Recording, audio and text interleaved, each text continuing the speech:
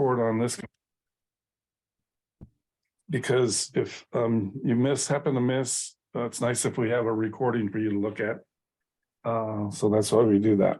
So Eleazar, why don't you go ahead and Josh, ask him the questions we normally ask.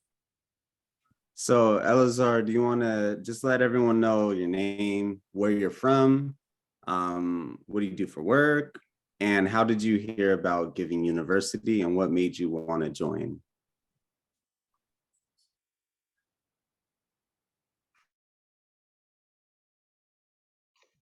Cool. It's a little choppy on my end. I don't know if I'm coming out choppy. But my name's Eleazar, Riverside, San Bernardino County, and I wanted to join because Josh, we go to the same church, and him and his sister and quite a bit of our church members have been a part of this organization and have nothing good to say about it. And then also, I'm here on this earth to be a servant for other people. That's how God uses me, just to serve other people, and this is a great way to give back and help others, and that's what I want to do. Everybody's kind of frozen on my end. I don't know if you guys heard me. What you can do is call in. You can leave the video on. Okay. And then you can call in, you'll get better audio. The audio is the most important piece. Okay. If you look at our email, we should have some phone numbers there. Did you find it? I'll do it right now. Okay.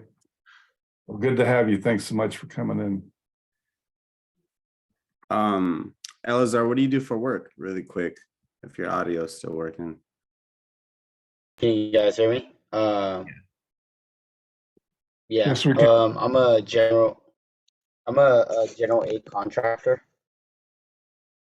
So we do residential, landscape, and then we're moving into commercial, foundations and commercial work, public work, is what we're getting into this year. But a general aid contractor. Nice. So Dan's going to be able to put you to work on some of these trips. That's true. We got to cover it for me and Josh. Karina, how you doing? Good. How are you? Nice to meet you guys. Nice to meet you. I saw the video last week, so I kind of got a little bit of the definitions and a couple familiar faces on that video. Let's go. Nice. So you watched the recording. That's good. So where are you from and how did you hear about Giving University? Orange County based. And I heard from actually a coworker. And then just kind of diving in, I work for I'm a counselor at a nonprofit group home and at a school. So my coworker actually did the program, I believe, a year or 2 years ago, and spoke highly about it. A lot of the things that we work, around base is through generosity, with, teens. So I think he was kind of implementing and just speaking highly of the program. And then I just kind of got in again to keep educating myself and kind of like learning how to like continue to kind of give back. Even though it is a work field, but finding other ways to like give ourselves, whether it's time and just talents to continue to give, I think is important. And that's why I wanted to take the class, to continue learning on and kind of building more tools to help out. Yeah, well, that's amazing. Well, we're happy to have you. Welcome. Thank you. Yeah, Beth was able to get me to join to this class. So she sent me an email, so I'm happy that I'm here. Did you say what city you're in? Orange County, Santa Ana. Santa Tustin. Ana. Yeah. Tustin, Santa Ana, Orange County area. Awesome. Well, part of our goal in our class is to increase your generosity by 10%. That's just what I tell people now is is everybody's generous and it's you just at different levels. So we're just trying to bump you up a little bit. So nice. Thank you for being here. Haley, are you there somewhere? I Oh, am. there you go. So introduce yourself. My And tell name's us Haley. what city you're in, how do you heard about Giving University and all that good stuff? Okay. My name's Haley Hopper. I live in Colton, California, and I work at Camping World as a parts advisor. And I heard about Giving University through Brad. He did it back, I believe, in 2017. He did the program, and I've gone to a couple of the Power Plus functions, and I just hear a lot of people talk about it. So I figure it's time for me to jump on and learn a little bit more. I've done some volunteering through like Huntington's disease. And I know there's like a lot of profits out there, nonprofits, that I was always just interested in, where does their money really go? You know, does it go towards the people that are on the end of doing all the fundraisers? Is it actually going towards the cause? So I just really wanted to learn more about that part of it. Did we ever have success getting Brad on a trip anywhere? No, not yet. Okay. So he has 5 more years. Here he is. I see you, Dan. No, because when I completed the program, my 4th child was born, so I had to Okay. postpone it. So I'm trying to get my 10-year-old and my wife and everyone awesome. involved so we could all do a trip together. Awesome. Okay, you're off the hook. Yeah. Yeah, our kids are signed up for the kids one that I think starts in a couple months. Oh, awesome. Yeah, we have a kids one and that's where you if you get it all, if you get through it all and all that good stuff. And you go this year, it's in June and July. We have home builds in Mexico that are very, very good, actually, especially for everybody. Yeah. Yeah, so we'd love to have you guys. Well, thanks so much. Well, tonight will be a little more interesting. I don't know if interesting is quite the right word, but it'll be a little more challenging, I guess is a better way to put it.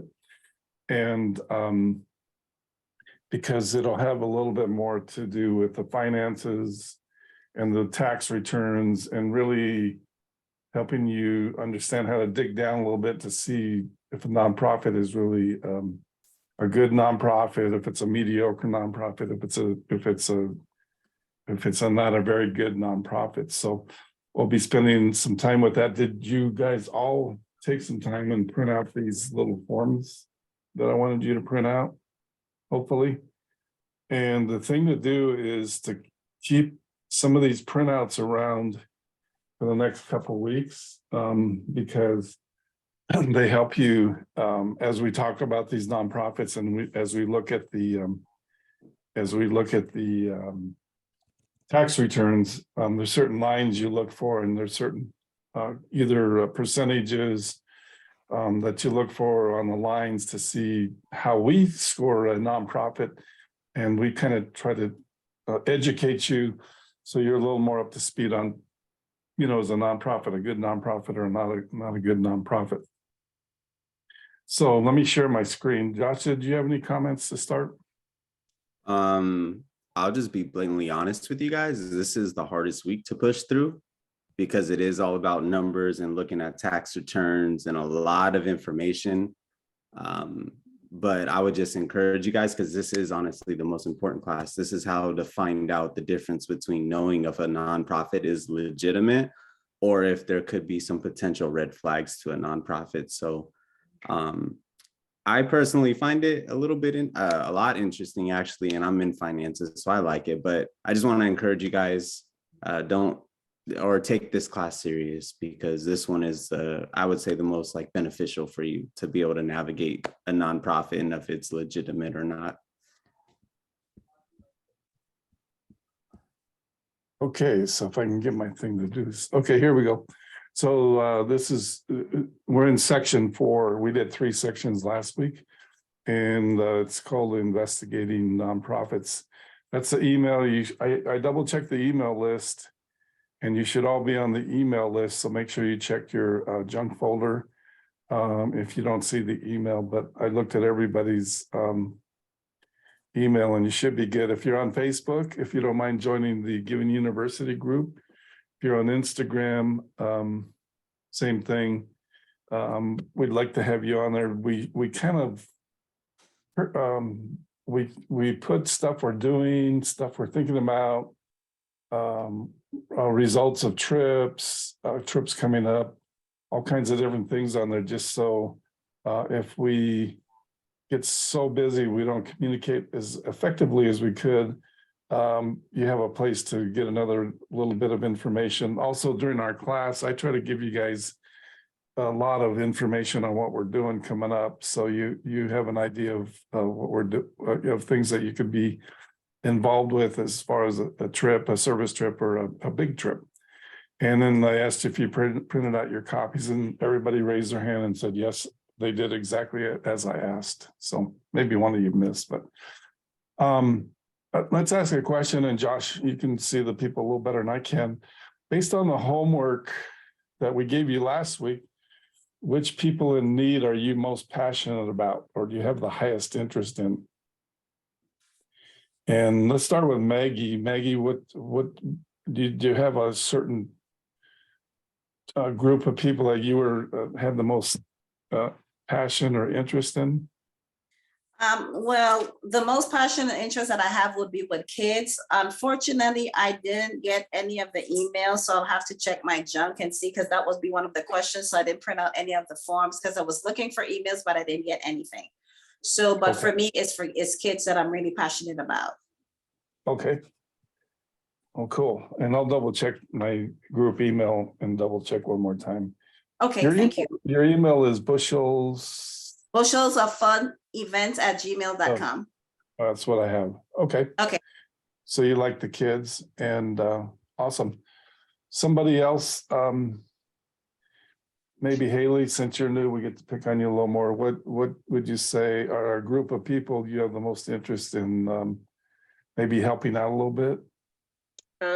I gotta go along with the kids also, but I'm big on liking to help the families that are really in need, especially ones that do have younger kids.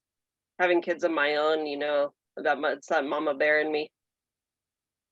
Sweet. Sweet. We all like the kids. Karina, any thoughts about this?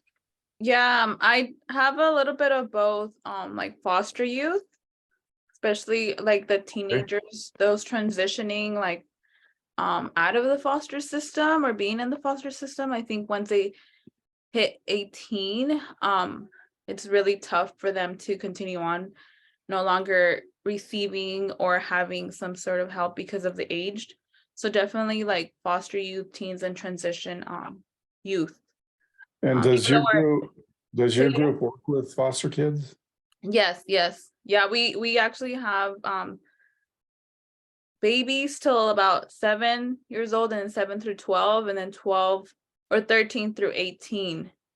And then we have outside programs that also help with transitioning, but it just becomes a lot harder. Just being in the field themselves, it just becomes a little bit tougher for those once they turn 18.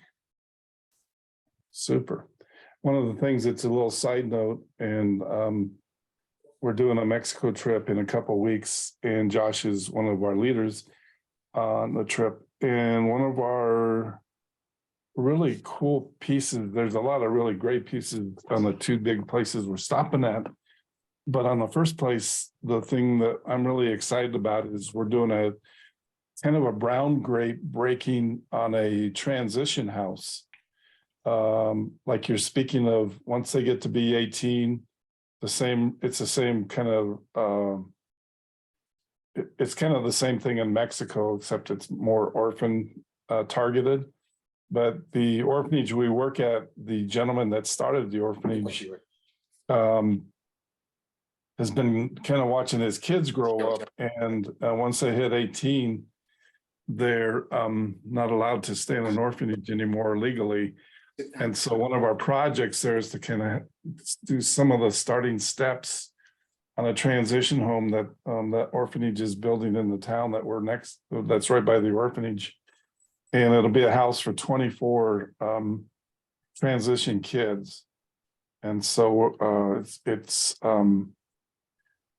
we know it's a gap. We see it as a gap. And Giving University also, we have a house that we own where we help 5 or 6 transition boys from the foster system. So we're pretty, I mean, there's, there's a zillion needs out there, and that's our little way of helping out the transition piece that happens. Thank you very much, Karina. Is it important to find a passion? Yes, and the biggest reason is you'll be more involved. And the other thing is, isn't there more to life than eat, work, and sleep? And a lot of times yes, there is the answer. A lot of times when I go around Power Plus, where I work at as the IT guy, I try to encourage people to do Giving University for a lot of reasons. The best being is there's more to life than work, and most of the people I run into at Power Plus work very hard. In fact, as many of them are really busy and have a hard time making the trips that they're allowed to go on and they get paid to go on. But it's, though, I guess the way I look at it is, if you had a vacation, somehow we all make that work.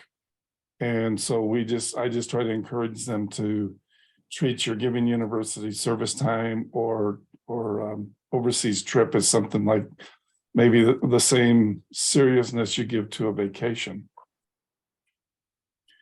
And no passion yet, or no high interest. Again, what interests you, if you're not like, super all over something, is take a look at what interests you.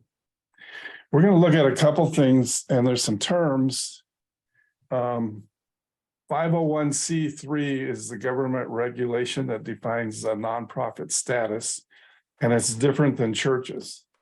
And the one reason that we go with 501c3s, quite honestly, is it allows us to look at the salary structure and the salary amounts of key people in the nonprofits. And whereas with the church, we're not able to see that information. And so a lot of times we find with churches, there's a sister 501c3, there's a church and then there's a nonprofit. And so a lot of times there's a pair of things, and it allows us to be an assistant to great churches that do a lot of great things. But if they don't have the 501c3, it's a little more difficult for us to help them. Then there's an IRS form. So the 501c3, it's kind of it's a technical term. That's what a nonprofit is.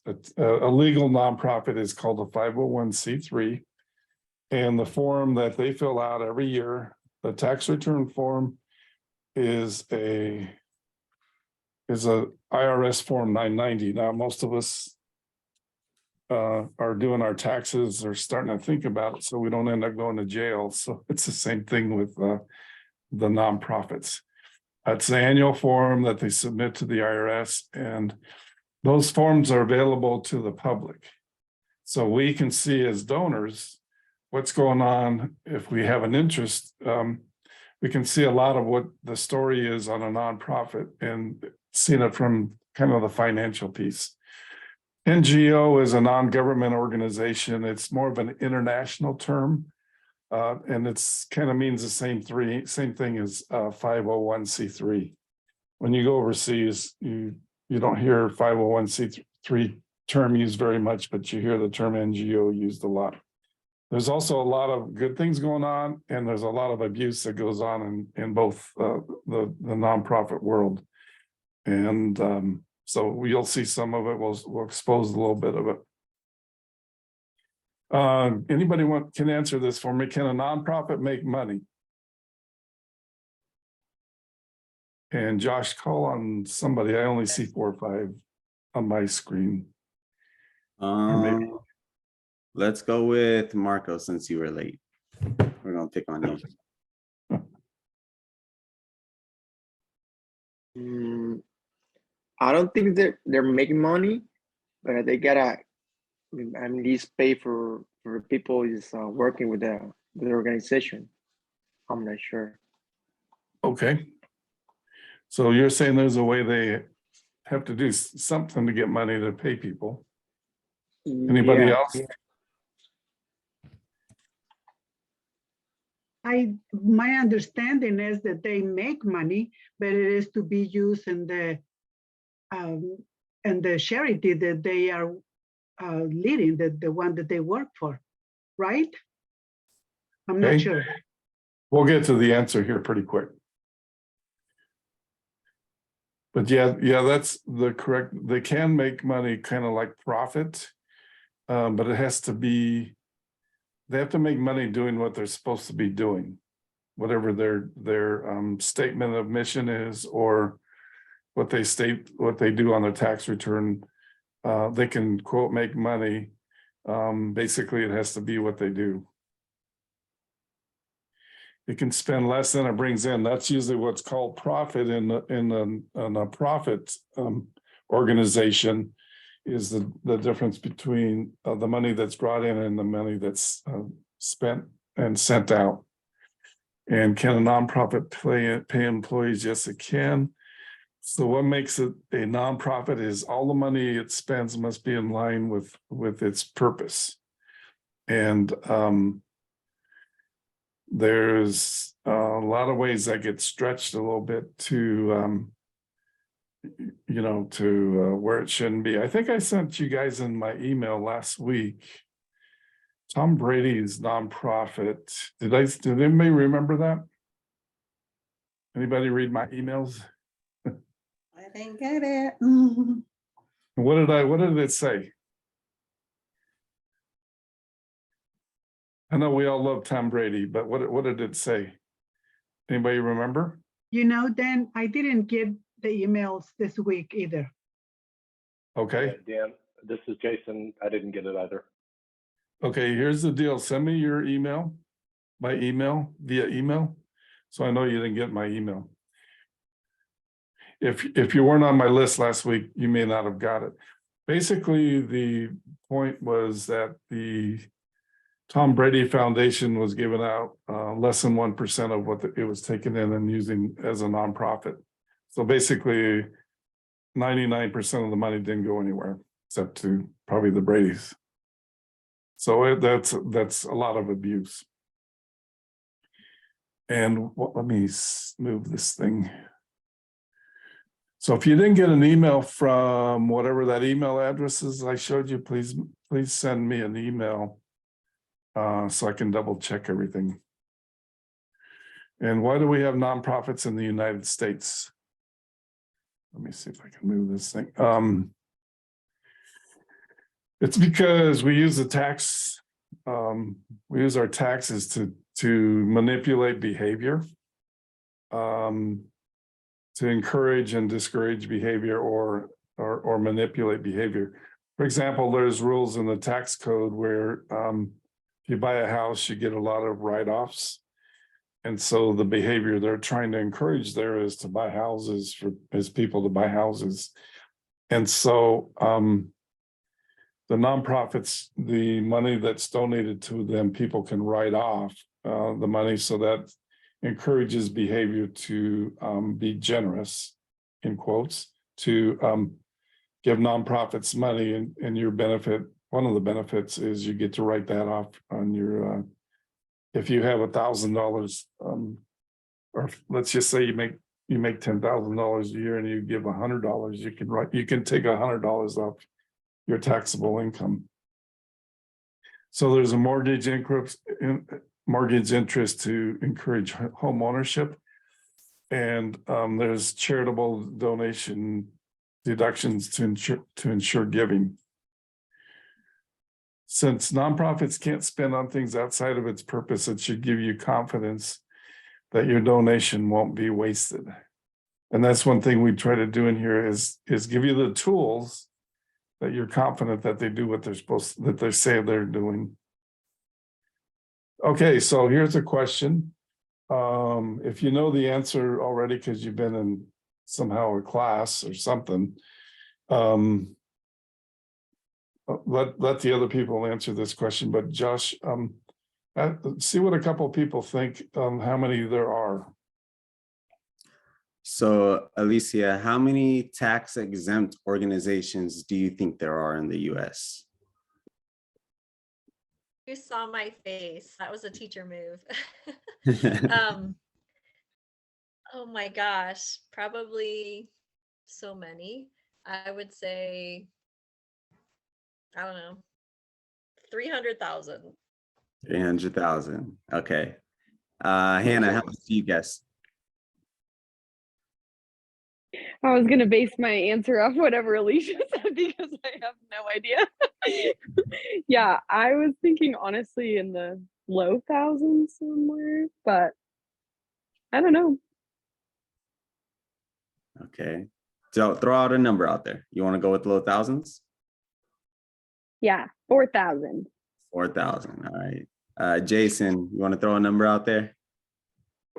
I'm gonna say it's in the millions. In the millions? Low I'm gonna millions? say 5 million. Less than 5. Okay. Wow, we got quite a range there. We got from 4,000 to a couple million. Yeah, so it just shows you the differences in how people perceive things. Definitely. You want more guesses? Two more guesses. Elazar, we'll pick on you since you weren't able to show your face last week. How many nonprofits do you think, or tax exempt organizations do you think there are? Quite a bit.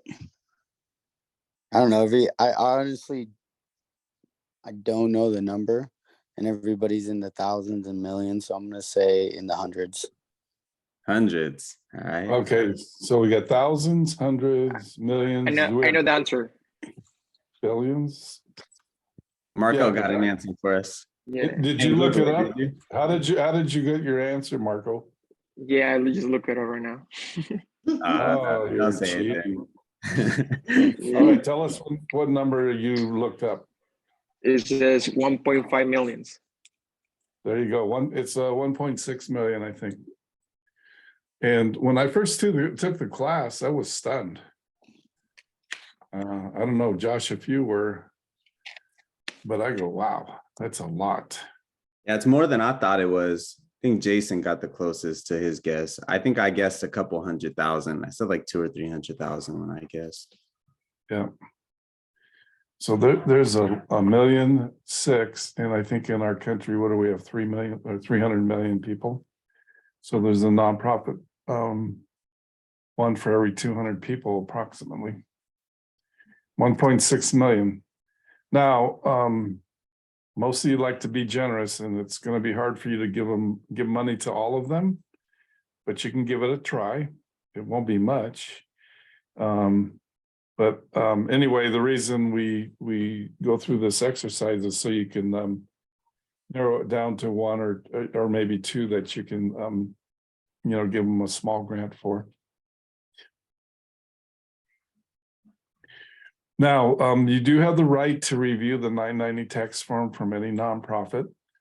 Some nonprofits do a form called the 990 Easy form. It's usually, if they're smaller and kind of newer.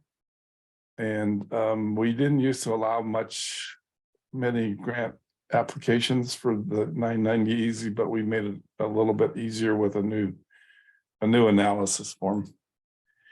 They're generally too small to do an organization. However, we have a second form in case you would like to have one considered. Okay, this is the main thing. Now remember, if you want to take a picture with your phone, that might be good. You get a copy of these PowerPoint notes. And so it's in there. But one thing I want you to do this week is I want you to go to guidestar.org. Now, the only time I don't want you to go to guidestar.org is when we're doing class, because we only have one license to get into where the part that we get into. You can obviously get in the free part, but I'd like you this week to go into GuideStar and look up and just kind of mess around with things that are inside of GuideStar.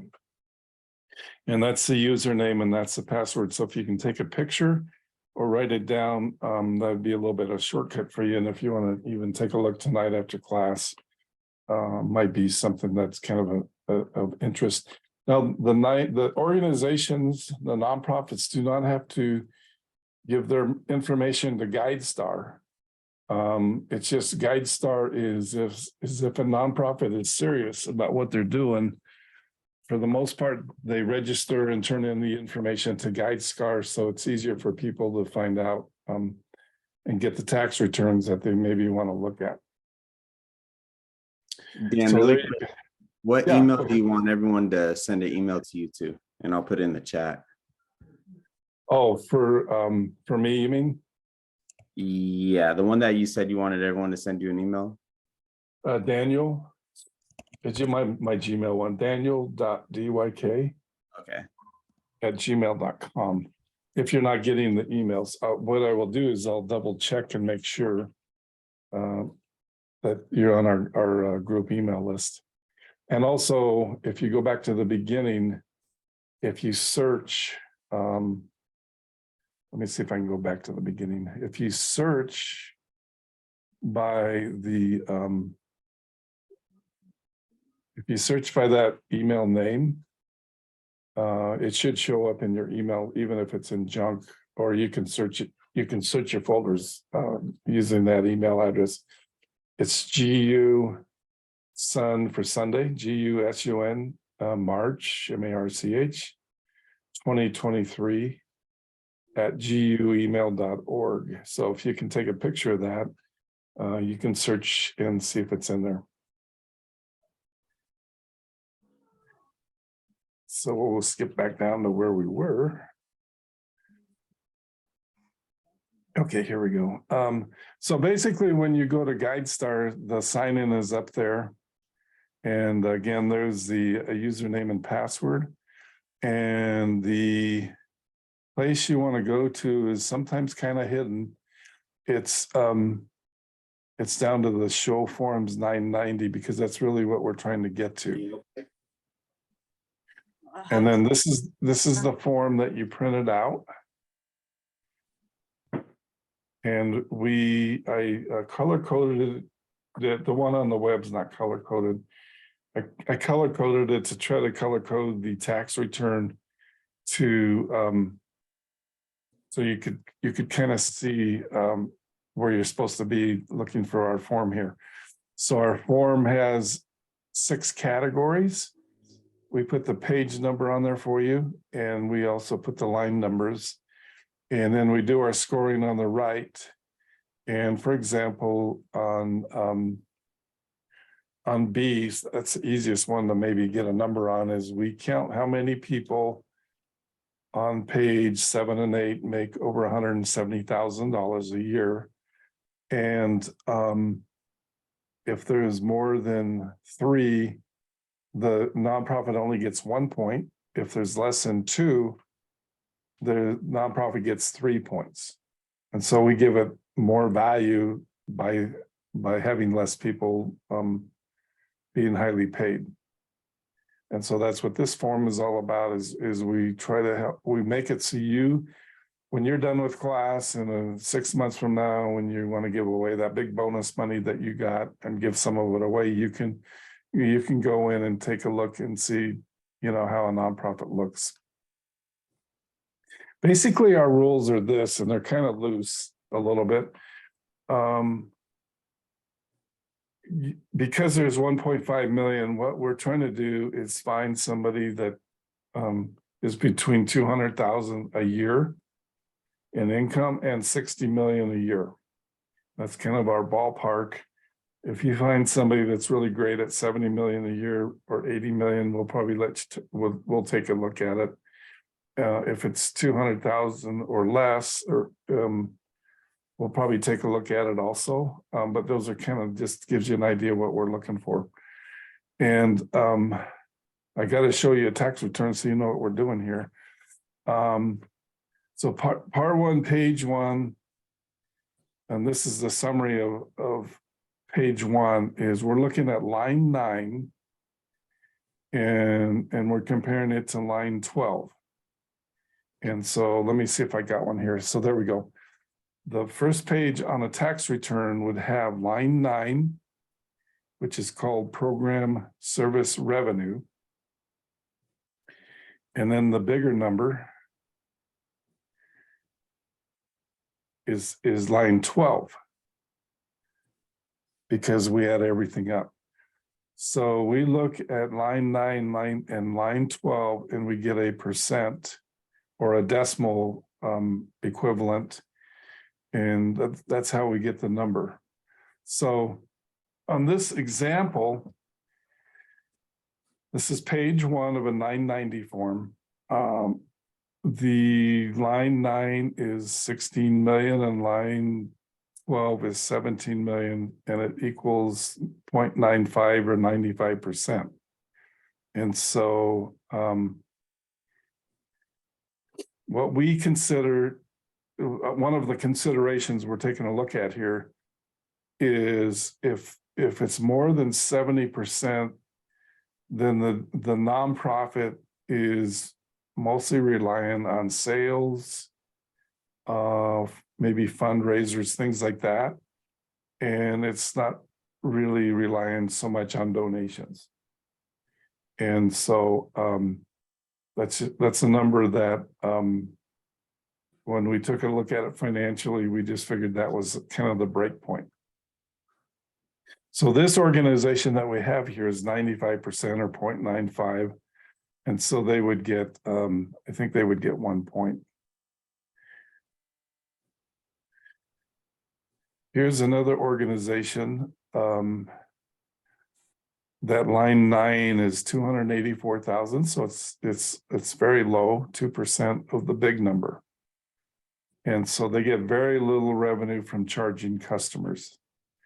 And so on this line, they're charging the customers. That's the program service revenue, line 9 on revenue. On this one, they're not charged, they're getting their income from donations or other places than charging the customers. The customers are, in a sense, the people they're trying to help. Now, that doesn't mean it's a bad thing, because maybe they're charging people for food, but maybe it's 10% of what people would have to pay at a store. And so it's still a good thing, but we just are looking for ways that they're bringing in revenue, money in to the organization. Now, the next thing we look at is accomplishments. And let me do this a second. Let me show you. I think I have to stop my share. Let me go into an actual 990 real quick. And again, this really, like, you'll go, okay, you're losing me already. I can just tell, because it is kind of complicated. But I want you to see an organization that we help out. If I can get their thing to open. It's here somewhere.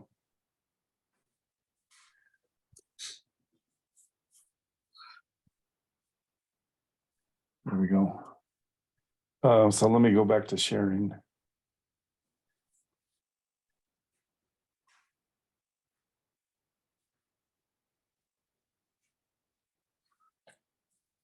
Okay, you guys can see that, right? It's a 990 form. Everybody see that? Yeah, we can. And it's 2017. And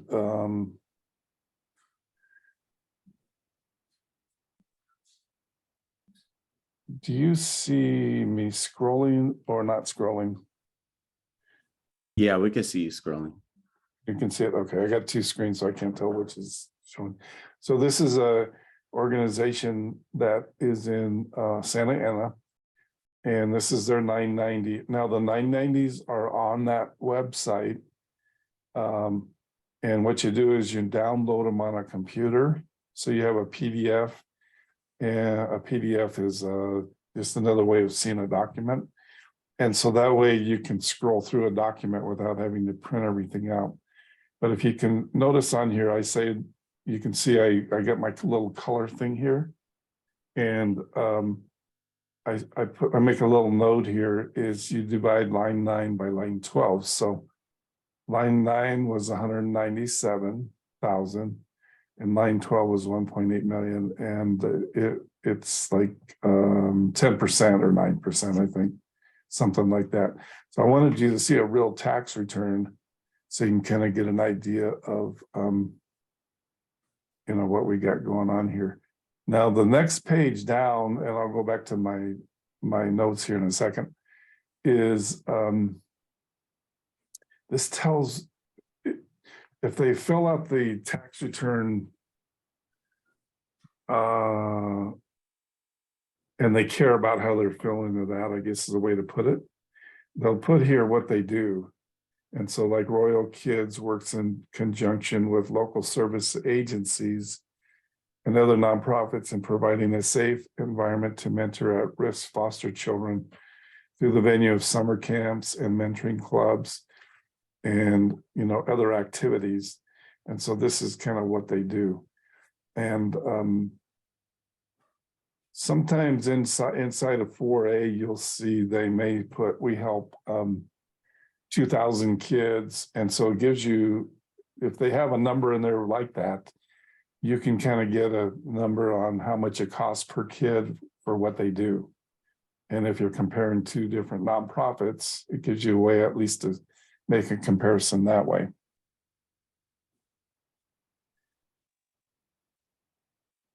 Can I ask a question? Sure. Where did you just read like that info about this? Was that there on the form? Or you just knew that about it? Oh, Do you mean this part right here, Royal Family Kids? and that's what you just read, correct? Yeah. Okay, I just couldn't see it. You hadn't scrolled that. Thank you. Yeah. Is this, my form is scrolling, right? Josh? You just now scrolled after she asked that question. Okay, so I was on the wrong screen. So sorry about, now it's scrolling, right? Now it's scrolling. Okay, so I should probably read the thing that says you're screen sharing this screen. So basically, yeah, that was at that part right there. Let me see if I can get back to my, okay, you guys see the big PowerPoint again, right? Yes. Okay. There's so many things that go on here. Okay, so we were on 4A. Here's another 4A, another example. And in this example, and this is not on the scoring form. Your little friend giving university 990 analysis, this is not on there. But we try to let you know about this because it's another way of helping you understand how effective they are in helping people. And so this group that we see on the screen right now, they help kids a different way, training them and mentoring them. And so they helped, I think 20 students, and their income was 110,000. So it's 5,000 per student is what the investment was to help one of the kids per year. Now, this one's an easy one to see. It's the highest compensated employees. And let me go back to my tax return here. You see the tax return again? Yeah, we can see you scrolling through it. And I'm sorry I have to ask so many times. It's just this part's a harder part because these IRS forms are so long. Yeah. And so this is the page we're interested in, is right here. It's page 7 and 8. And if you look on your printout, page 7 and 8 on your little analysis form is the second row of where we're doing some scoring. And so what we're looking for here is how many people make more than 170. Now, when you're a GU alumni and you're like all up to speed on generosity where you could teach the class, you can make that number whatever you want it to be. You have to realize that in a sense, you have to compare nonprofits to regular businesses in a sense to kind of get a little bit of a sense of what compensation should be. Because there's a lot more nonprofits where a lot of people work for free than there are businesses. But if a nonprofit is paying everybody like a market wage, it kind of gives you a little idea of why some of the salaries could be a little higher, because on bigger organizations, the salaries for the executive group is just higher. It's just how it is. It's part of our system. Anyway, what we're looking for here is we're looking at how many are over 170. So we see one person is at 144, and that's pretty much it. And so this group on your sheet there, if you look in that second row, they would get 3 points because it's less than 2. And it's only 1. And if you see one that's all zeros, it's okay. But you got to realize that if somebody's doing it full time, they might run out of steam at some point, draining their own bank accounts maybe, or just doing it on the side. And so there's always balance to this stuff. And that's part of what we have on the scoring sheet, is we try to give you a little bit of balance on what goes on. The other thing is on the tax return, there's other ways to hide income. And some of it is contract rates, contract labor. And sometimes that'll be at the end of the big old tax return. You might see some sections where there's some contract labor or contracted activities. That could be a way that a nonprofit is trying to hide some of this, because maybe they're a little embarrassed about it, to be honest with you. But this is how we get through row 2. Is we come down here and we can see what's going on with the salaries. So is there any questions about is there any questions so far? Like, how exciting is this, huh? It's good to learn this. I'll tell you why. And I might have said this last week. We had a lady come to class from South Orange County. She gave some pastor type guy $120,000 of her dollars. She was older, and the guy was a crook. And so I tell people, I said, if you go through something like this, it helps a lot making sure you're not giving money away to a crook. And God bless that lady. She came to class. It was probably a little bit of a recovery, and maybe it would take a long time for her to give money to anybody again. But that's why we do this, is we don't want that to happen to you. And this sample you're seeing now is a different 990 than the one I just showed you a second ago. So these are 2 different tax returns. So we're looking at another tax return here where we have 398 and 187. And so you go, oh, that's probably okay. But can anybody tell me the problem with this one? They're married. They're married, okay? And so that's a big red flag, because that's another way to kind of hide some of this stuff. But if you notice that they're almost at $600,000 because they're married. And so that's one of the things that it can happen. Although they do have different last names, no, they don't. I'm sorry, I was looking at the wrong line. You get so, when you look at these, you start blending the lines and you see the wrong thing sometimes. So you have to be careful. And here's another organization that I have on your screen there. Can everybody see that? Yeah.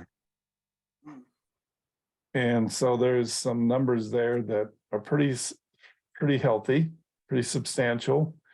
And so this is a organization that we always share in class.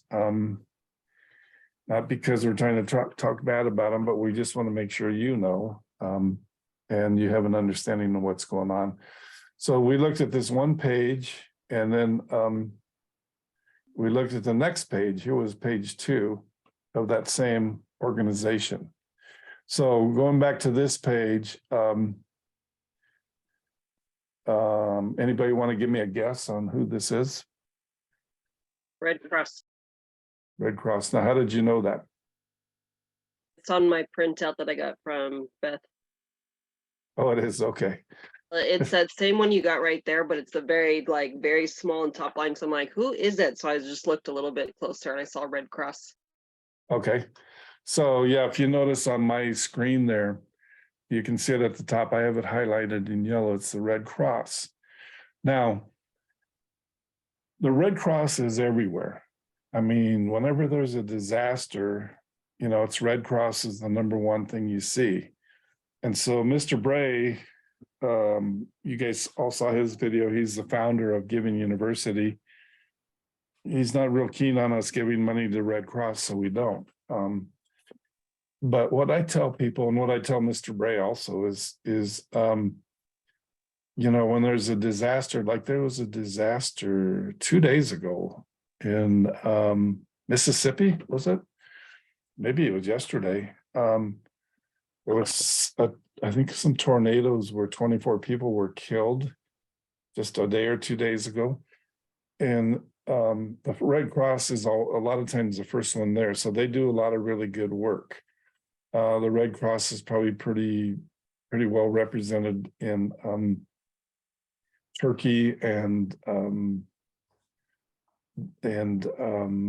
northern Lebanon and Syria, where they just had that huge earthquake. And I don't know if you guys knew, there's been 50,000 people die from that earthquake. So it's a significant event we never hear about in the news because we're busy talking about all our political stuff. And so the Red Cross is there. And what we try to do is Mr. Bray just rags on the Red Cross, and he and I are I would consider pretty good friends. So I'll usually tell him to stop ragging on the Red Cross and say, who else could we give the money to so that it gets to the people that need the help? And so that's what we try to do is if there's an event like the Turkey event or even like the Mississippi event, and some of our alumni may ask, you know, who's a good recommendation? We'll try to find a recommendation of somebody that does something similar to either what the Red Cross does and, you know, help people that way. We help one group called, we have one of our service trips coming up. We have 3 service trips coming up. We have Power Week, we have Mexico Home Build, and we have Tennessee Home Build. And Tennessee Home Build is a group, we work with a group called God's Pick Crew, and their numbers on the tax return are really good. On this, you know, the tax return are really good. And so that's who we use to try to help people in disasters. And sometimes we'll even wait longer because when there's a disaster, the immediate impact is usually pretty good as far as money being donated and help being donated. But it's like a month later or 2 months later, everybody's already forgotten about it because we just have so much coming at us all the time. Hey, So, Daniel? yes. This is Jason. I was just is the takeaway on the American Red Cross that they're so large, they don't need our support for what we're talking about here? No, I mean, we don't give money to them, Giving University, and we wouldn't approve a grant to them. All we're trying to do is say, we just want you to know. We just want you to know and have the information, and you can do with it what you want to do with it, because you'll do it anyway. But we're just trying to get it out there so people know. Because a lot of these big groups are busy hiding stuff everywhere, and that's a big problem in our country anymore, is everybody's hiding everything and doing things that they don't want people to know about, and there's no transparency. And so really, maybe it's a way we're trying to just throw a little light on the transparency side because it's a public document. And so, no, I mean, we're not foolish. We know they have a healthy PR advertising program. We also know they do good stuff. And we also know they're very huge, they're very big. And so I don't know what their income is. I don't know if it's, I don't know what it is actually, but it's just a bigger ship, bigger help ship. And so I guess my encouragement, if I was going to donate to say Turkey, the Turkey earthquake would be to find a group that does something like what the Red Cross does, except falls more within the parameters and the guidelines that we share with people. And again, a lot of times, even the source of your news, I mean, it's nobody trusts anything anymore in our country. And so even when I share this, I got to say, hey, there's a couple different sources. And so that, you know, there's Chuck Grassley, a Republican senator, he has his input. Then you have, you know, the other sources of information. But you can see the percentages are low.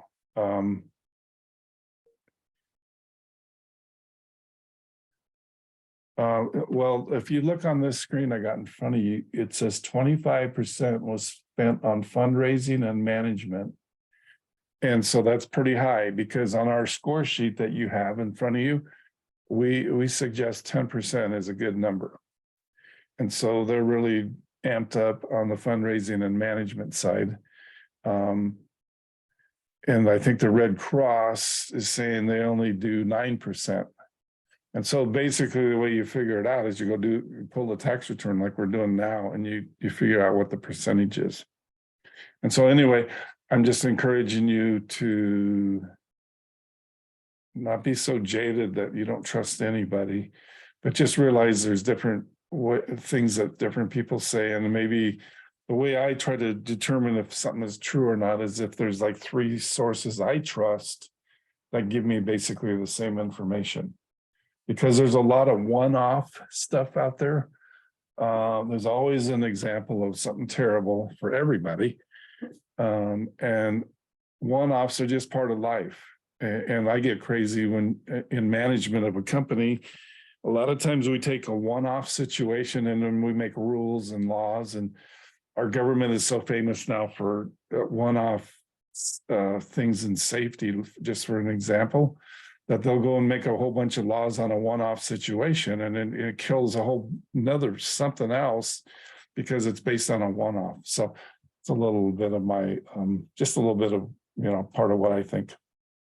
I think a big thing that people have against Red Cross too, one of the biggest complaints is that you've seen on their 990 form that I think it was roughly 30, their top 30 employees are all making over 300K per year, you know, on an annual basis, which is extremely high.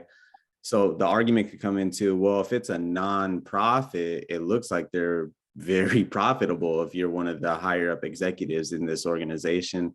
You can take that. Some people might say, well, you know, with the job and the demand that they're doing and how they are globally, worldwide, they are earning that money. But then some people will say, if it's supposed to be a nonprofit, if most of the resources are supposed to be used to natural disasters, to helping people, why are 30 plus of their employees making such a hefty salary? So this just opened your eyes, like Dan said. Now it's open for discussion, but you can see with full transparency on their 990 form how much money they're really making. So, because you're going to see some reports that say they're good, some say they're bad. This 990 analysis form will kind of help you come up with your own solution of what you think about Red Cross.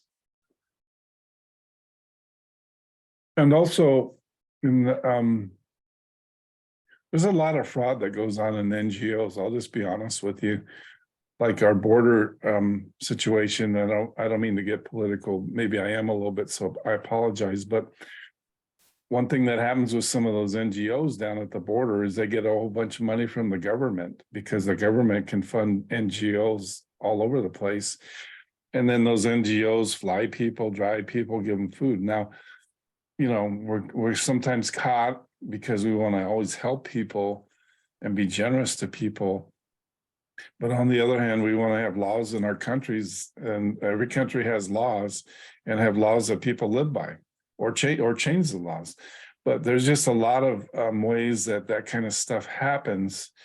In fact, it's on the movie that you guys are supposed to watch. What's the name of our movie, Josh? Poverty Inc. Poverty Inc. You'll get a lot of kind of that twist on the NGO side of what was going on in Haiti, where there's just a lot of corruption that happens and a lot of things that ruin the culture and the society that we're actually trying to help. But if you know, like here right in front of me here, if I'd pay attention, determines how on page 9, part 7 on page 9, it determines how much of the revenue comes from government grants.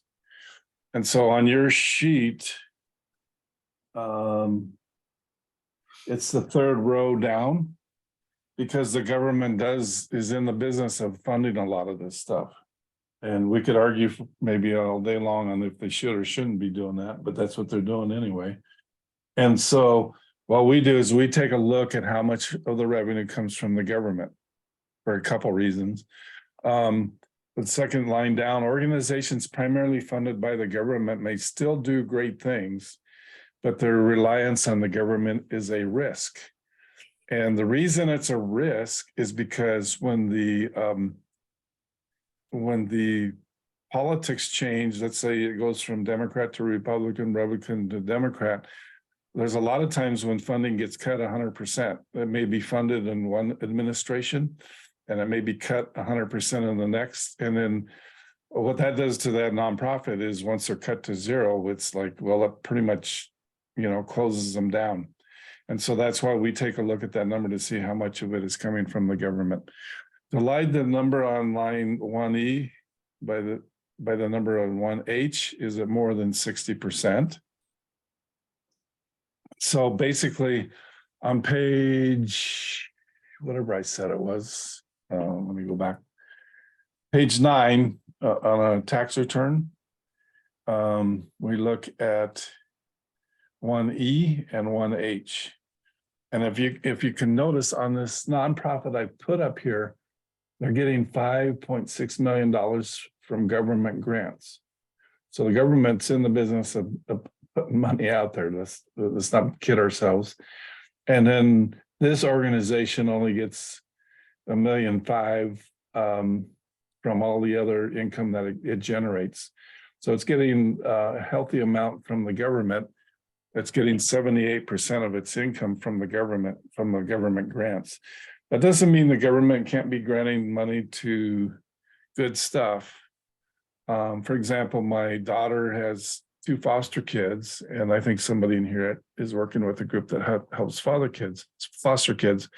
And so, when they're maybe granting money to an organization that helps foster kids, it's probably just a way that everybody can help carry the burden of these kids.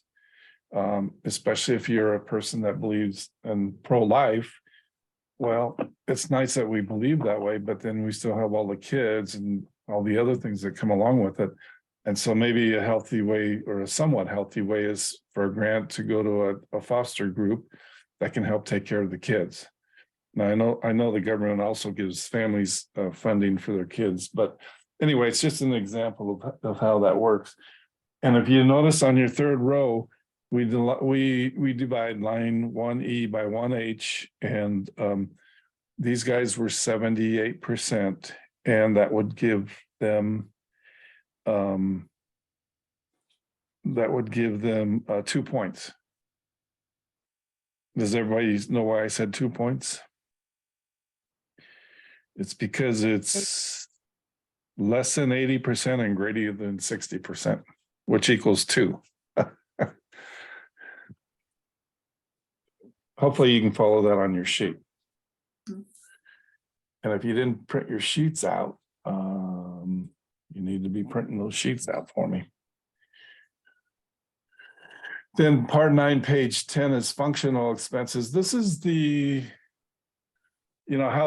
is kind of how their internal operations work. And so this is where we take a look. It's a fourth row down. And the first part we look at is how much money they're passing through to other organizations. Because nonprofits, a lot of them just do pass through to other organizations. And so it's a number that we take a look at.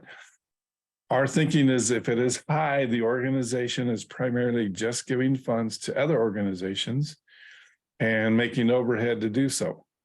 So let's say they take in $1,000 and they give out 900 and keep 100. Basically, they're funding themselves by keeping the 10% for their organization. So they're not really a nonprofit. They're just kind of they handle money. Divide line 1 by line 25. Is it more than 10%? And so I think the sample's on the next page. Here we go. So on your sheet, it says divide line 1B by 25B. And let's see what happens here. So there's actually it's 1A. I'm sorry. I think on the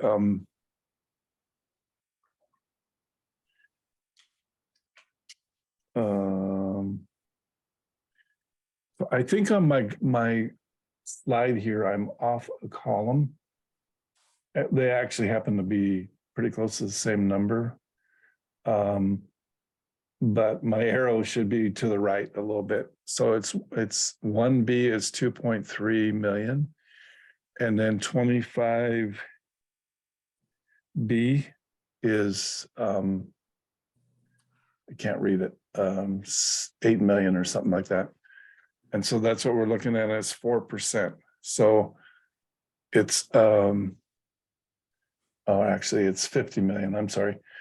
And so it's 4%, which in our opinion is pretty decent, pretty reasonable. And let's see if my thing makes. I'm looking at a 990 form right now for an organization, and it doesn't have anything in 1B. That means they would get 3 points. Okay, thanks. Because they're less than 60%. This one here in front of you is less than 60% because it's 4%, so they would get 3 points. They're not handling very much money that they're passing through. So we allow that number, not like we're anything. I mean, our opinion is up to 60% is good. And then once you start getting over that number, then we think you're really not, you're just handling money, basically. But thanks for that, because there's a lot of zeros that you'll see, and then that means the organization will get 3. This is the functional expenses are more like the operating expenses. So we look at management and administrative by the first column. Is it more than 10%? And then we divide the number of the fourth column, fundraising, by the number in the first column. Is it more than 10%? And so that is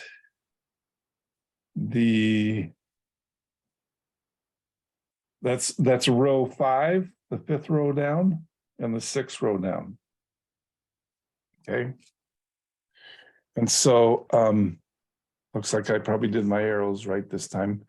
So management is column C there. Now, the hard thing about this page is when you're scrolling through all this, you can't see where A and C are. And so I truncated a page. And so what we're looking at is management and general expenses as compared to total expenses, total money out. And if you notice there, column C is management and general expenses. So it's paying people, it's paying rent, it's paying for the computers, all that good stuff. And so this group, management is 518 divided by 8.6 million, it's 6%. Now, remember on the Red Cross page, this column, there was some disagreement on that one page I have in there, depending on who was giving us the information. Like the senator was saying it was 25%, and the Red Cross was saying it was 9%, I think it was. And so you can kind of guess who I would believe, because doesn't mean I'm right, but a lot of times people aren't honest about their numbers. And so that's why you just got to go to their tax return. And so the other thing I want to say is this, is on fundraising, there's a lot of groups that really, if they get down to zero, they really puff their chest out a little bit and think how great they are, because, you know, all their money's going to Jesus, so to speak. But what I say is this, if you got a really good thing you're doing, what this column means, fundraising expense, really it's fundraising, marketing, advertising, telling people when you got something good going on, you know, get the word out. And like I use Power Week as an illustration because we got some really good things going on there. Like when Dave, the executive director of the orphanage, is building a new home for those kids, a transition home. That's a great story. That's great news. That's great. That's a great thing for 24 kids to start, and for hundreds over the years. And so I know there's people that say you just pray and you pray and you pray and God will give you all the money. And that's one way of doing things. And I think it's probably a legitimate argument, if you want to call it an argument. But I just find in the real world that that happens, but it doesn't happen very often. And so maybe those are holier people than I am. But what I say is, like, Dave has a event, he has a a dinner and a presentation, and he has people donate money. And I know nobody likes that. It's just normal. But I always say, hey, he's got a great story, a great thing going on. If you give Dave $100, or if you buy 20 Starbucks coffees, what do you think will matter most in life in the long term? And it's the $100 that you invest in those kids, because you're helping a kid in life that has no parents, and you're lifting them up and you're giving them a chance. So anyway, that's just a little bit of my preaching on column, on the PR column, fundraising column, because we consider 10% to be acceptable.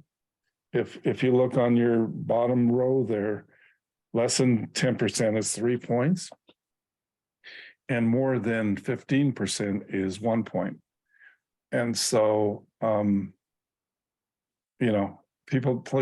are all over the place on that column, and that column can be very abused. I mean, you can do events at really primo hotels, and I understand, or really primo events, but it gets to a point where you're kind of over the line a little bit.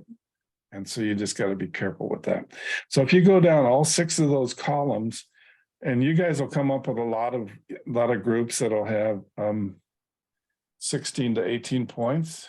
And here we go. It even timed to the slide I was showing you. So that works out sometimes. So this is what we look at, is your scores will be between 6 and 18.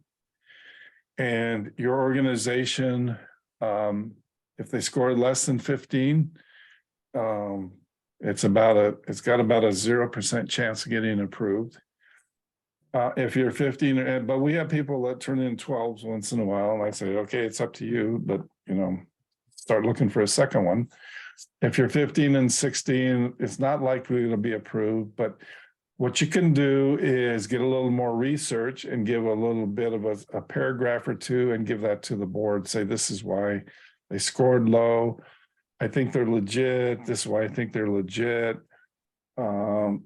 Whatever makes sense to you, you become the lawyer for your grant.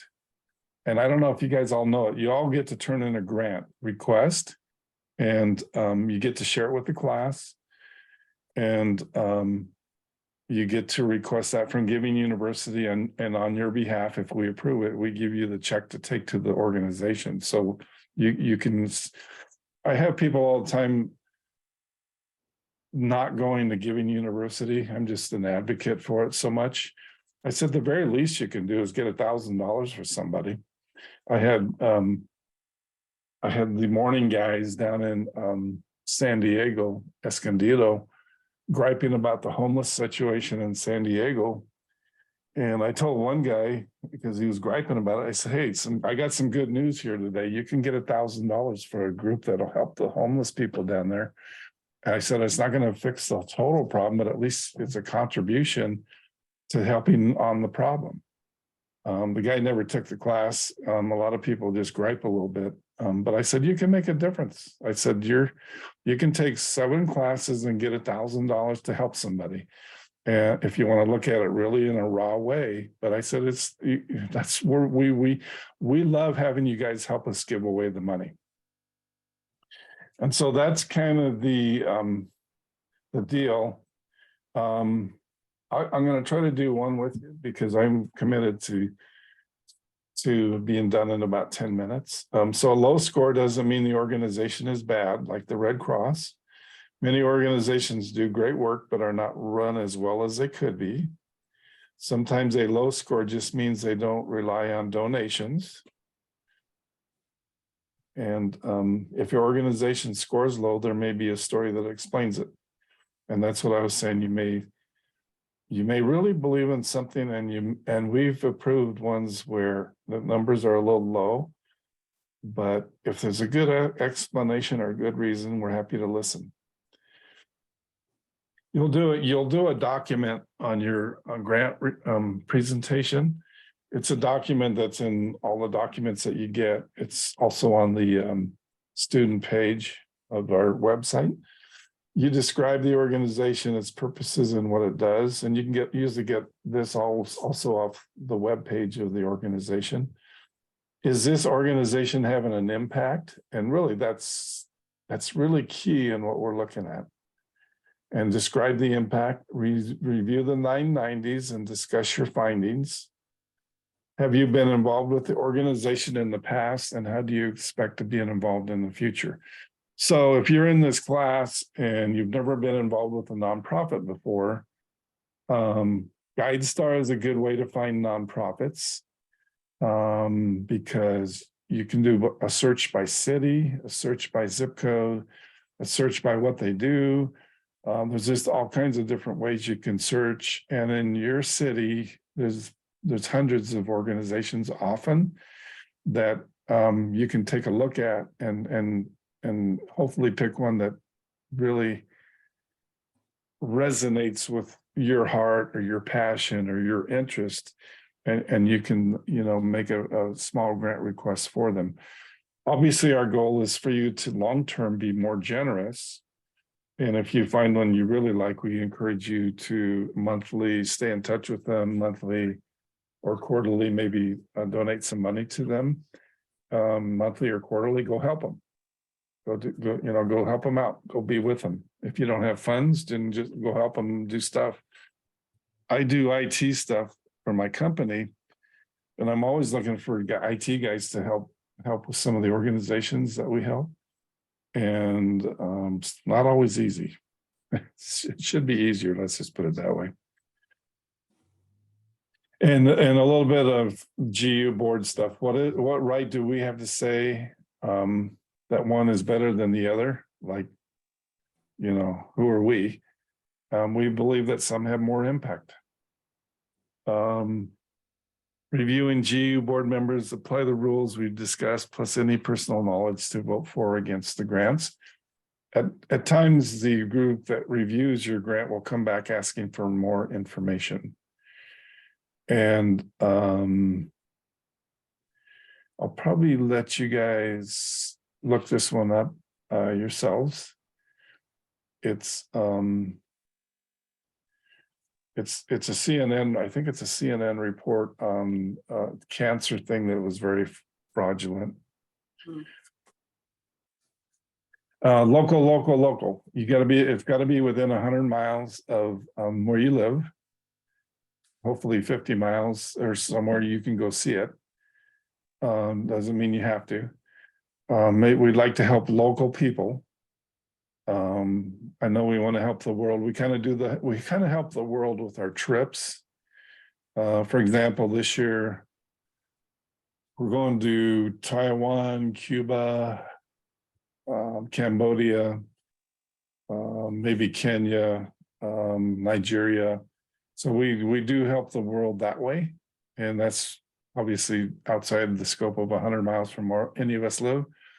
For the class, we just try to make it more local and a little more personal, I guess, the way to look at it. Avoid national organizations that happen to have a local presence, like Habitat for Humanity, Ronald McDonald, Big Brothers Big Sisters. And then help us learn about more organizations, because that's really what we want to do. We've probably helped 500 organizations over the lifetime of our classes, maybe 600. And so you really run into a lot of really cool places that are really doing a lot of great things. Your homework, if you choose to do so, so we'd like you to, find 2 or 3 local organizations, maybe at your church, your friends, your coworkers, your GuideStar link.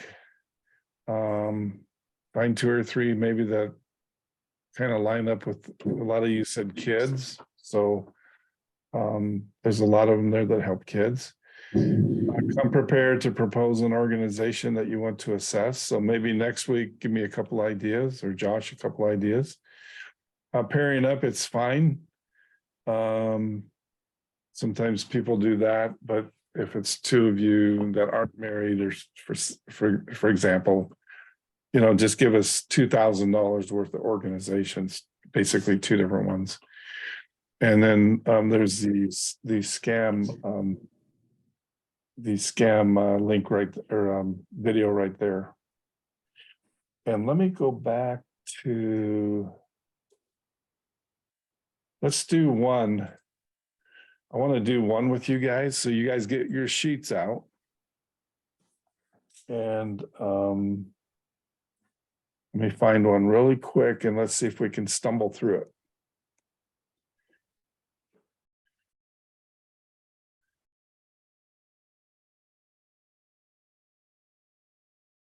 And let's see who I got here. One of my favorites.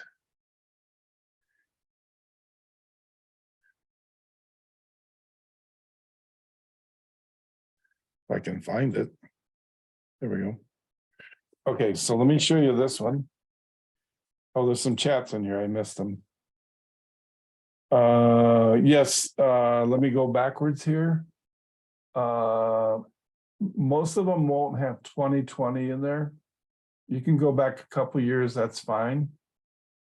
2017 maybe would be the limit. Please share my email, it's up there. I do not receive emails. Let me write that one down.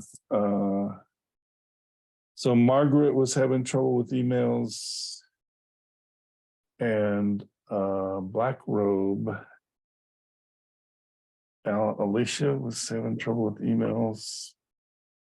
Make sure you send me an email so I can answer you back. And can I get your email? Okay, so let's look at a simple one here.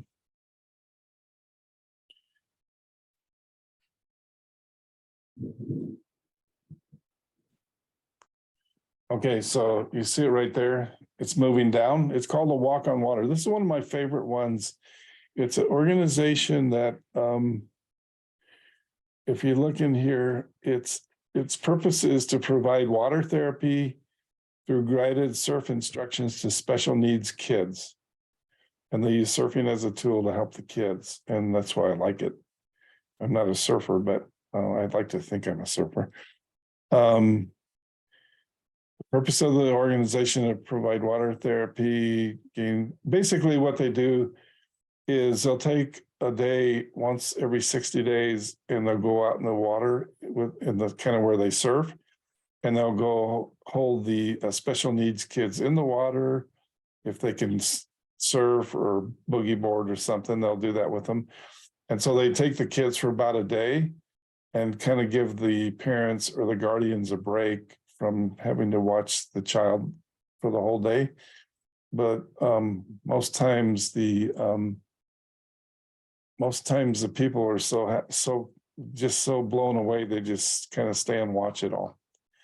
But anyway, let's take a look.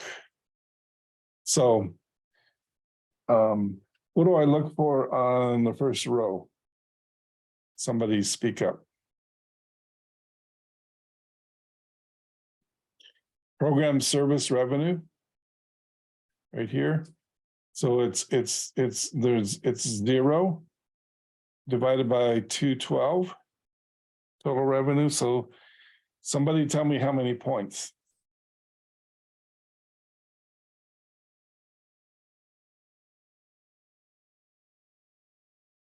Would that be Anybody? 3? That would be 3 points. Okay. Then why is it 3?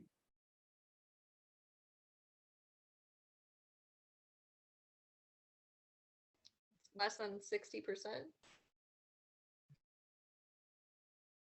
That's 3 because it's less than 60%. It's 0%. Okay, the second row is, let's go down and look at the highest paid. And I'll try to, I'll try to send you 1 or 2 tax returns so you can play with, kind of test it out a little bit. This one's a fairly simple one, so it's not going to tax you a whole lot.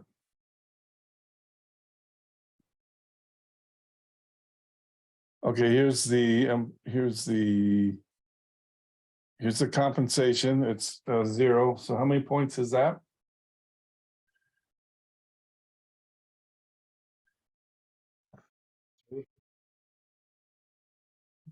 That would be 3 points. What's the next thing we look on the third row? What we go to page 9 and we look at Statement what? of revenue, Statement of revenue line 1E, 1E. which is how much? How much is 1E?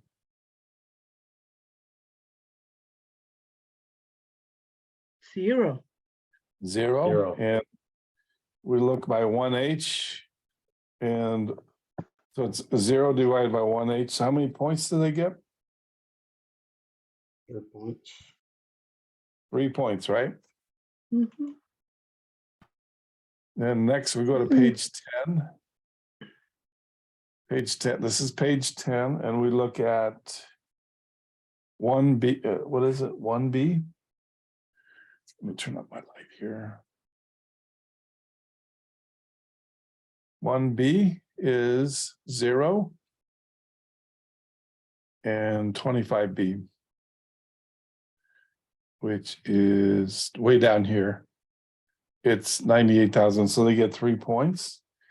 And then they get for management, the 5th row down, they get, how much do they get on that one?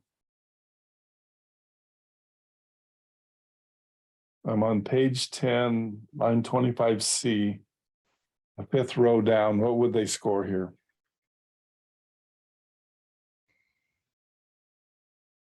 Somebody give me a number with a calculator.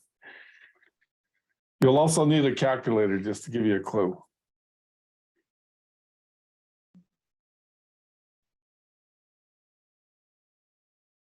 Okay, so let me help you guys out here. It's 18,000 divided by 116,000. Can somebody tell me like the percentage?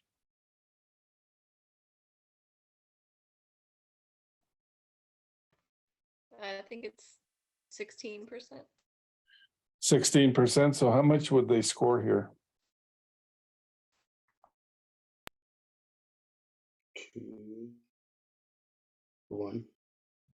They would 1. score 1. They would score 1 in this column. Okay. And so we might give you a little bit of pushback on this. Probably we'd say go find out why it's a little bit high. But basically their numbers so low, it just the numbers skew a little bit like this when it's that low. And then in the last row, they're at 0, so they score 3. What they may have done is mixed, they may have mixed C and D together. Because if you add them together, they would get 3 and 3, so they'd get a perfect 18. So this is an example of one that that you could see. Now, it takes a while. You can see that it's not that easy. Let me show you one more, and then we'll be done. Right here, let me share this one. And okay, so this is Royal Family again. So somebody help me out. Get your calculators out. We're going to do it fast because I don't want to extend the time. But I do want you to help me a little bit here by give me, let's score them really quick. This is Royal Family again. So who can tell me what they get in the first row? How many points?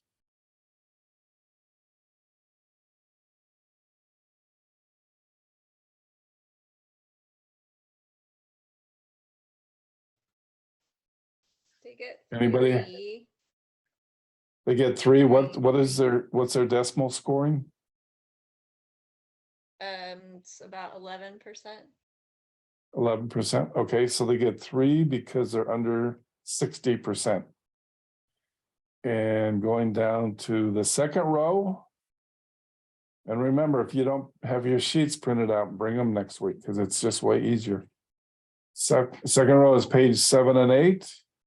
And they have nobody over the magic number that we have. So they get 3 here.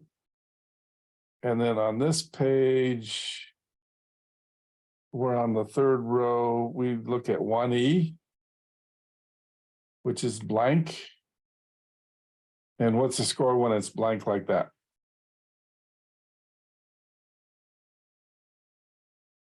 Three. 3 points because it's under 60.60, 60%. And then our fourth row down, let's see, we're looking at 1B and 25B. I have 1B. 1B is blank again. And it's divided by 25B, so that would be another 3 because it's less than 60. Less than 0.60, sorry. And then they get what do they get on the fifth row? What would they score? Somebody tell me what they get on the fifth row. But you got to tell me the decimal amount.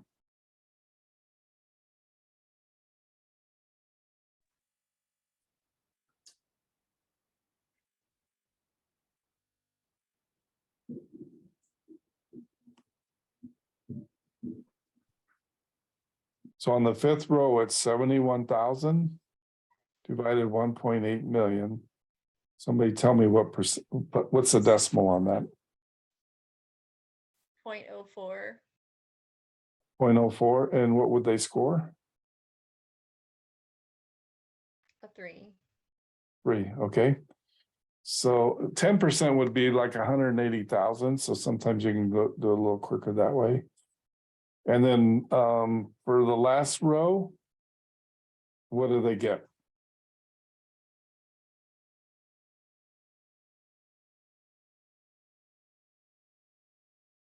How many points?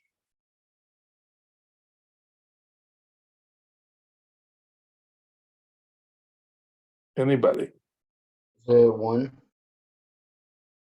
Somebody said 1. Why do you say 1? Is it because it's 1.10? Or Mm, might have did wrong. no, you got to divide 79. You got to divide 79 Did by wrong. 79,000 by Backwards. 1.8 million. Oh, Somebody have a decimal number for me?